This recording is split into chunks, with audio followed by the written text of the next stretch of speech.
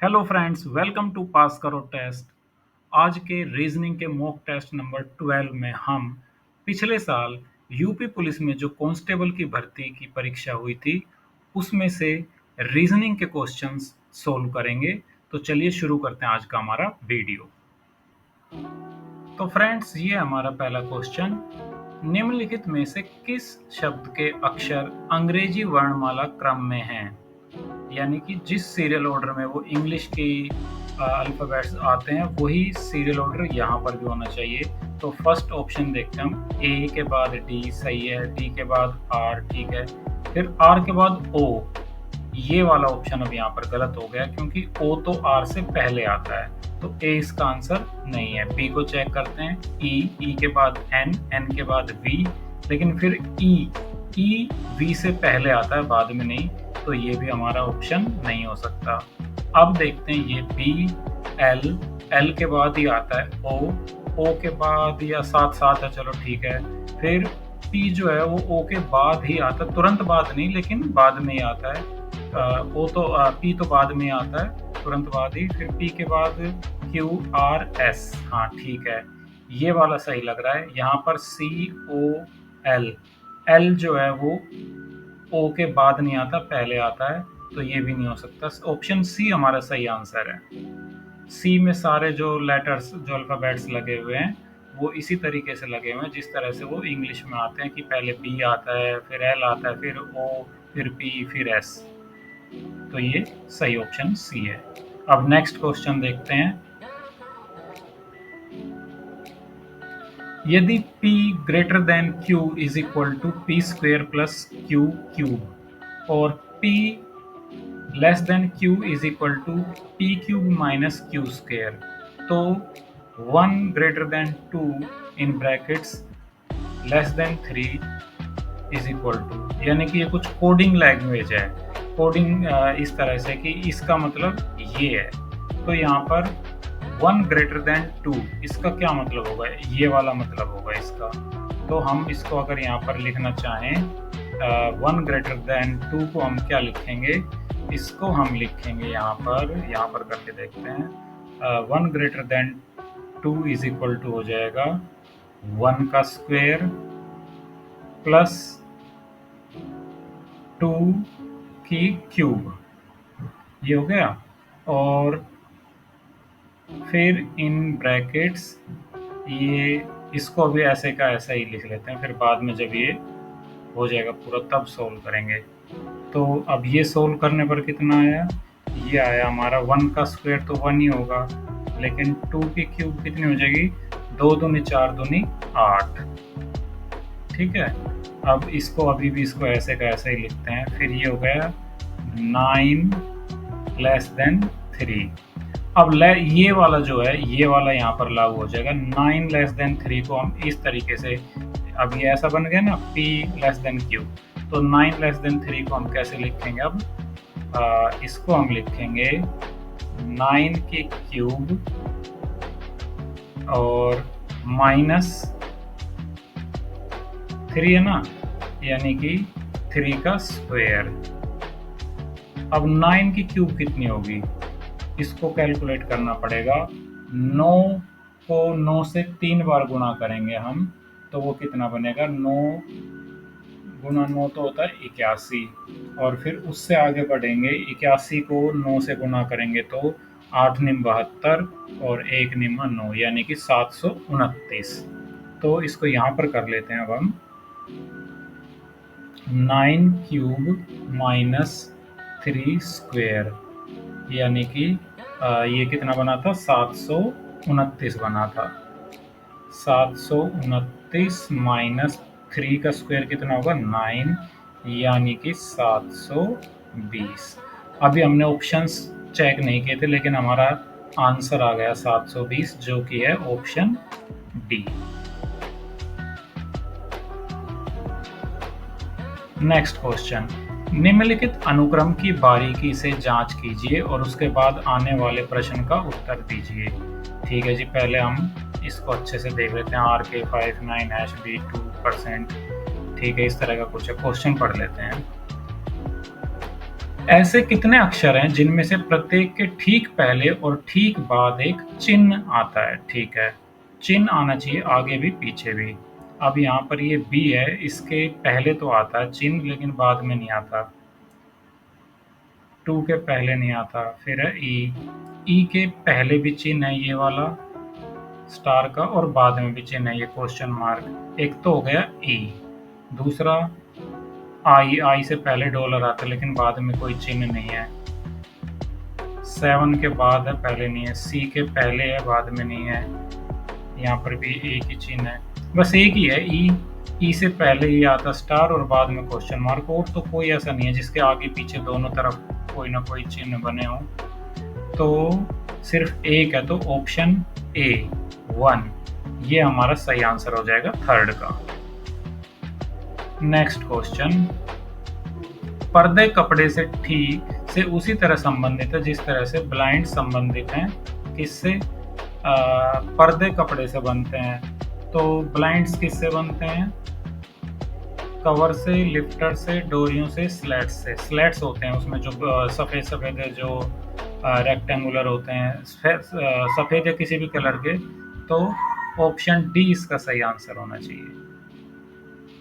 Next question, साबुन का संबंध साफ सफाई से है, उसी तरह इत्र का संबंध है ताजगी से, गंध से, बुद्धिमान से, साफ सुथरा से। साबुन से क्या करते हैं? साफ सफाई करते हैं। इत्र से क्या करते हैं? इत्र इत्र गंध से उसका संबंध है। साबुन से साफ सफाई होती है, इत्र से गंध निकलती है, अच्छी गंध निकलती है, सुगंध। तो ऑप्शन बी इसका सही उत्तर होना चाहिए। और तो ताजगी से, बुद्धिमान से, साफ सुथरा से, और तो कोई तुक बनती नहीं है। नेक्स्ट क्वेश्चन है, दिए गए संयोजनों में पैटर्न को देखते हुए आप प्रश्न चिन्ह द्वारा निरूपित संयोजन को कैसे व्यक्त करेंगे? अच्छा, यहाँ पर AZ3B CY6D EX9 है, और फिर यहाँ पर क्वेश्चन मार्क आया हुआ है। इनके बीच में क्या तुक बनी हुई है ये हमें देखना पड़ेगा। तो यहाँ पर ए के बाद बी को छोड़ दिया सी के बाद डी को छोड़ दिया ई। एक तो ये संबंध समझ में आ रहा है। तो अब यहाँ पर ई के बाद एफ को छोड़ दो, जी आना चाहिए, और जी यहाँ पर एक ही ऑप्शन में, इसमें ऑप्शन सी लग रहा है। अच्छा चलो अब ये देखते हैं। यहाँ पे जी से एक पहले आता वाई से एक पहले आता है एक्स, और एक्स से एक पहले कौन आता है? डब्ल्यू। ऐसे ही इधर से उल्टा पढ़ते हैं, डब्ल्यू एक्स वाई और ये जी, और ये 3 6 9 12 बिल्कुल सही है, यही ऑप्शन है बस, अब और आगे नहीं करना। ऑप्शन सी हमारा सही आंसर होगा। लॉजिक आपको समझ में आ गया ना? ए के बाद एक छोड़ा, बी छोड़ा, सी आ गया, सी के बाद डी छोड़ा, ई आ गया। फिर हमने इधर से ले लिया कि यहाँ पर ई के बाद एफ छोड़ के जी आना चाहिए, तो जी हमारा किस में है? जी हमारा सी में है। फिर इसके बाद हमने ये भी देखा था कि यहाँ पर ये रिवर्स में चल रहा है, पहले सी फिर वाई फिर एक्स और फिर डब्ल्यू आना चाहिए, तो यहाँ पे डब्ल्यू भी आता है। ठीक, अब है ये घूमने फिरने वाला व्यक्ति कहाँ घूमता फिरता रहता है ये। एक व्यक्ति 15 मीटर पूर्व की ओर चलता है, फिर बाएं मुड़ता है और 10 मीटर चलता है, फिर दोबारा बाएं मुड़ता है और 15 मीटर चलता है। वह शुरुआती बिंदु से कितनी दूर है? भाई इतना घूम फिर रहा है, इसका भी अब हमें हिसाब किताब लगाना पड़ेगा। तो आपको ये तो अच्छी तरह से पता ही होगा कि मानचित्र में ऊपर की तरफ होती है उत्तर दिशा, ऊ से ऊपर और ऊ से उत्तर, ये फार्मूला भी याद हो जाना चाहिए। तो यहाँ पर हम दिखाएंगे उत्तर, अब ये उत्तर लिखा हुआ है, अब आधा त लग गया तो अब उत्तर बन गया है, और प से पहले और प से पश्चिम, तो ये हमारी हो गई है पश्चिम। अभी ये परिचम लग रहा है, अभी हम इसको यहाँ पे ऐसे गोला बना देंगे तो पश्चिम बन गया, और पश्चिम के सामने पूर्व और उत्तर के सामने दक्षिण। ठीक है, पहले वो 15 मीटर पूर्व की ओर चलता है, पहले वो 15 मीटर इस तरफ चला, ऐसे यहाँ पर चला 15 मीटर, ठीक है। फिर 15 मीटर चलने के बाद बाएं मुड़ता है। अब उसका मुंह इस तरफ है, इधर है, तो उसका बायां हाथ यानी कि लेफ्ट हैंड इस तरफ होगा ना। तो यहाँ पर चला वो कितना, 10 मीटर। तो अब वो 10 मीटर इधर चला। फिर इधर 10 मीटर चलने के बाद वह दोबारा बाएं मुड़ता है। अब जब वो इधर चल रहा है, इस तरफ चल रहा है, तो उसका लेफ्ट हैंड किस तरफ होगा, बाएं हाथ इस तरफ होगा। अब इस तरफ वो कितना चला, 15 मीटर चला। देखो यहाँ पर वो 15 मीटर चला था, यहाँ पर वो 10 मीटर चला था, यहाँ पर वो फिर से 15 मीटर चला है। तो जो उसका शुरुआती बिंदु है वो उससे कितनी दूर है। अब वो वापस यहीं पे आ गए, तो ये वाली जो डिस्टेंस है ये किसके बराबर है, इसके बराबर है, 10 मीटर के बराबर है। तो वो तो अपने जो ये शुरुआती बिंदु था यहाँ से अब कितनी दूर है, 10 मीटर दूर है। तो 7th क्वेश्चन का आंसर हो जाएगा ऑप्शन ए। मानचित्र में ध्यान रखना है, ऊपर उत्तर, पहले पश्चिम, फिर उनके सामने की दिशाएं पता चल जाएंगी कि उत्तर से सामने दक्षिण होता है, पश्चिम से सामने पूर्व होता है। दूसरा कि जिस तरफ भी व्यक्ति चल रहा है, मान लो इस तरफ चल रहा है, ये है उसका मुंह इस तरफ है, तो लेफ्ट हैंड इधर होगा ना, इधर लेफ्ट हैंड होगा, इधर उसका राइट हैंड होगा। यानी कि बाएं चलेगा, यहाँ से बाएं मुड़ेगा तो वो इधर मुड़ जाएगा, अगर उसको दाएं मुड़ना होगा तो वो इधर मुड़ जाएगा। नेक्स्ट क्वेश्चन है 8th क्वेश्चन, यदि आप शुरुआत में पश्चिम की ओर मुंह करके 270 डिग्री दक्षिणावर्त घूमते हैं तो अब आप किस दिशा में मुंह करके खड़े हैं। दक्षिणावर्त का क्या मतलब होता है, दक्षिणावर्त का मतलब होता है क्लॉकवाइज।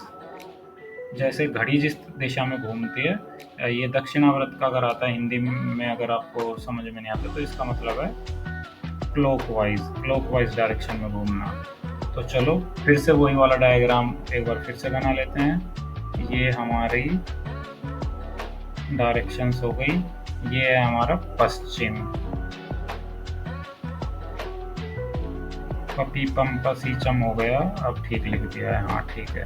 और ये है हमारा उत्तर, ये है हमारा पूर्व, और ये है हमारा दक्षिण। ज़्यादा रिस्क नहीं लेंगे, पूरा का पूरा नहीं लिखेंगे, बस आधा आधा ही लिख देंगे, उससे समझ में आ गया ना। ठीक है, तो पहले जो मुंह है वो पश्चिम की तरफ है, इस तरफ है पश्चिम की तरफ मुंह। फिर 270 डिग्री क्लॉकवाइज घूमा। देखो यहाँ से यहाँ तक कितना होता है, 90 डिग्री। फिर यहाँ से यहाँ कितना हो गया, 90 डिग्री। 90 और 90 180, यानी कि अगर वो 180 डिग्री पूरा का पूरा घूम जाएगा तो वो पश्चिम से उसका मुंह हो गया पूर्व की तरफ। लेकिन वो घूमा है 270, यानी कि वो एक बार फिर इधर घूमा है, ऐसे घूमा, फिर ऐसे घूमा, फिर ऐसे घूमा। 90 90 180 और 90 270। तो अब उसका मुंह किधर हो गया है, इस तरफ हो गया है दक्षिण दिशा में। तो राइट आंसर हो जाएगा हमारा ऑप्शन बी, दक्षिण। 9th क्वेश्चन है, कथनों को पढ़िए और निष्कर्ष के संबंध में सही विकल्प का चयन कीजिए। कथन, स्टेटमेंट क्या है, ट्रे टेबल टेनिस खेलती है। टेबल टेनिस एक कठिन खेल है। चलो अभी ये कथन ऐसे ही होते हैं कि ट्रे टेबल टेनिस खेलती है, बताओ, और टेबल टेनिस एक कठिन खेल है। चलो अब निष्कर्ष क्या निकला है इन दोनों को पढ़ के, निष्कर्ष ये निकला कि ट्रे एक कठिन खेल खेलती है। ट्रे टेबल टेनिस खेलती है और टेबल टेनिस कठिन खेल है, तो सही बात है कि ट्रे एक कठिन खेल खेलती है। उपर्युक्त कथनों से हम यह निष्कर्ष निकाल सकते हैं, ए किसी निष्कर्ष पर नहीं पहुंचा जा सकता, नहीं निष्कर्ष पे तो पहुंच गए। बताया गया निष्कर्ष निश्चित रूप से सही है, यही लगता है कि हाँ सही है। बताया गया निष्कर्ष निश्चित रूप से गलत है, नहीं नहीं। बताया गया निष्कर्ष संभवतः गलत है, ना ये भी सही बात नहीं है। तो इसका तो बिल्कुल सही आंसर मुझे यही लग रहा है कि सही बात बताई है, ट्रे एक कठिन खेल खेलती है। ऑप्शन बी जो है वो इसका सही उत्तर होगा, बताया गया निष्कर्ष निश्चित रूप से सही है। चलो अब 10th क्वेश्चन देखते हैं। श्रृंखला में लुप्त संख्याएं ए बी ज्ञात कीजिए और बी जमा ए का मान ज्ञात कीजिए। अब ये हमारी श्रृंखला है 25 36 49। 25 में कितना जोड़ा, 11, तो बन गया 36। फिर यहाँ पर 36 में कितना जोड़ा, 13, 49 हो गया। फिर ए आएगा 5 पंजे 25, 6 छिक 36, 7 7 49। हाँ, ये बात है, ये समझ में आ गया लॉजिक। ये 5 का स्क्वायर, ये 6 का स्क्वायर, ये 7 का स्क्वायर, ये 8 का स्क्वायर। 8 का स्क्वायर यहाँ पर ए आएगा। यहाँ पर आएगा 8 8 64। ठीक है, फिर ये 9 9 81 और 10 गुना 10 यानी 10 का स्क्वायर हो जाएगा 100 और ये 11 का स्क्वायर है 121। तो हमें बताना क्या है, b जमा a का वैल्यू। तो a जमा b हो चाहे b जमा a हो, वैल्यू वही आएगी, यानी कि 164 और 164 है हमारा ऑप्शन ए। नेक्स्ट क्वेश्चन पर चलते हैं। दी गई संख्याओं में पैटर्न को देखते हुए आप क्वेश्चन मार्क द्वारा निरूपित संख्या को कैसे व्यक्त करेंगे। 1, फिर से 1, 9, 27, 25, 125। ये भी कुछ ऐसा ही लग रहा है कि इनमें स्क्वायर वाला ही या कुछ इस तरह का वो दिख रहा है। देखो 1, 3 तिया 9, फिर 9 तिया 27, 3 तिया 9 तिया 27, 5 पंजे 25 और 25 पंजे 125। हाँ ठीक है, आ गई बात समझ में। देखो ये है 1 का स्क्वायर, ये है 1 की क्यूब, ये है 3 का स्क्वायर और ये है 3 की क्यूब, ये है 5 का स्क्वायर, 5 पंजे 25 और ये है 5 की क्यूब यानी 5 पंजे 25 पंजे 125। अब यहाँ पर क्या आएगा, यहाँ पर आएगा 1 का आ गया, 3 का आ गया, 5 का आ गया, 7 का स्क्वायर यानी कि 7 का स्क्वायर हो गया 7 7 49 और फिर 49 गुना 7 कितना होता है, 9 7 63 और 7 चौक 28, 280 और 63 होता है 343। बिल्कुल सही है, यहाँ पर 7 का स्क्वायर यानी कि 49 आएगा। तो डी हमारा सही आंसर हो जाएगा। निम्नलिखित में से कौन सी आकृति बाकी से अलग है। ए वर्ग, बी गोला, वर्ग नहीं वर्ग, ए वर्ग, बी गोला, सी वृत्त और डी त्रिकोण। यहाँ पर कंफ्यूज हो जाते हैं ना मात्रा में, वर्ग और वृत्त। ये वर्ग है और ये वृत्त है। तो इनमें से कौन सी आकृति बाकी से अलग है। तो इनमें से बी गोला जो है वो अलग होगी, क्योंकि इसमें कोई एज नहीं है, सीधी लाइन नहीं है। इन बाकी में सब में सीधी लाइन है, तो ये तो ऑब्वियस है, बी इसका सही आंसर होगा। चलो अब आ गए हैं ये रिलेशन वाले क्वेश्चन। एक महिला की ओर इशारा करते हुए निर्मला ने कहा, वह मेरी बहन की माँ के इकलौते बेटे की बेटी है। निर्मला का उस महिला से क्या संबंध है। निर्मला उस महिला की क्या लगेगी। तो इस तरह के क्वेश्चंस में ना हमें क्या करना चाहिए, हमें अपने खुद के जो रिलेशंस हैं उनमें जाना चाहिए, उनमें देखना चाहिए। अब उसने कहा है कि वह मेरी बहन की माँ के इकलौते बेटे की बेटी है, यानी कि बहन की माँ हुई तो मेरी भी माँ हुई, निर्मला की भी माँ हुई, इसका मतलब है। और माँ का इकलौता बेटा यानी कि निर्मला का भाई है, और निर्मला के भाई की जो बेटी है उसकी निर्मला क्या लगेगी, बुआ लगेगी। ऑप्शन सी इसका सही आंसर होगा। आप इसको अपने किसी रिलेशन में रख के कि भाई जो आपकी बुआ लगती है या इस तरह से आप इसको रख के देख सकते हो, तो सही आंसर आप समझ लोगे।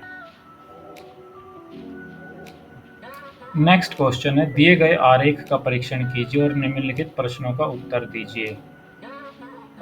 ये क्या है, नौकरी पेशा लोग, नियोजित लोग ये हैं वृत्ताकार में, पिछड़े लोग हैं स्क्वायर में, शिक्षित लोग हैं यहाँ पर इस ट्रायंगल में।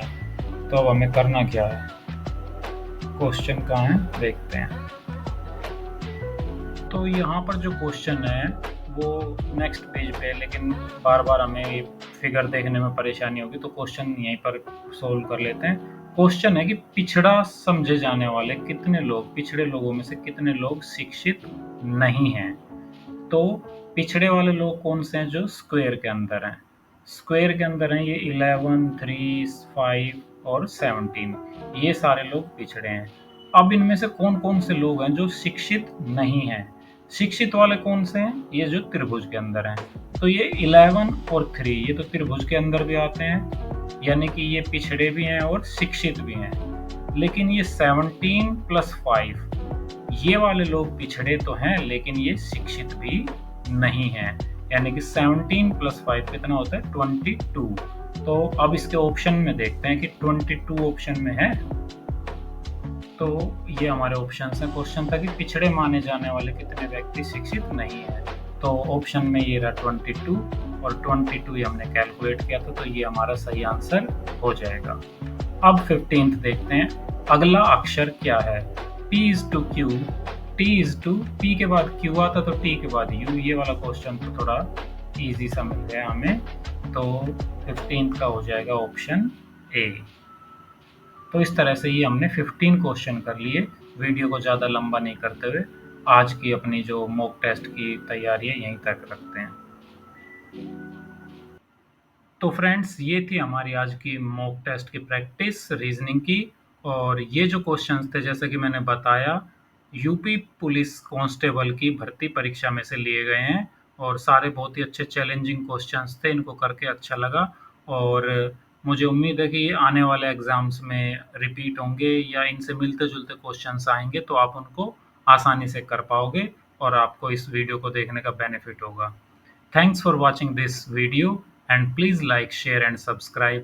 Pass Karo Test.